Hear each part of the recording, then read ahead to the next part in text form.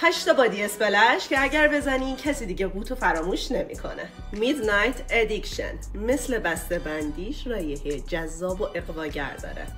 شیرینه، گرمه، کمی تلخه، با رایحه میوه‌ای و چوبی. یه ته‌بوی وانیلی هم داره. پیو واندر برای دختره ملوسه. یه رایحه از گل یاس و خیلی ملایم و خنک. A thousand wishes هزاران آرزو. بوی انار و کارامل و شامپاین میده. دارک کیس رایحه‌اش خیلی فریبنده است. دقیقاً مثل اسمش مخصوص خانم‌های لوند و شیکه. بوی تمشک سیاه هم غالبه. اگر عاشق بوهای وانیلی و خامه‌ای هستی ویوا وانیلا رو اصلاً از دست نده.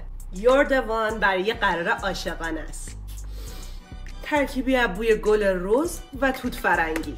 این تو نایت واسه اون خانماییه که میخوان حس قدرت رو به طرف مقابلشون نشون بدن. رایحه گلی میوه‌ای و شیرین و گرم داره. رگه هایی از آلوی سیاه و چوبم داخلش هست. این 8 رایحه بادی میستای بسم بادی رو براتون گلچین کردم. در واقع خیلی خوشبوان. 236 میلن.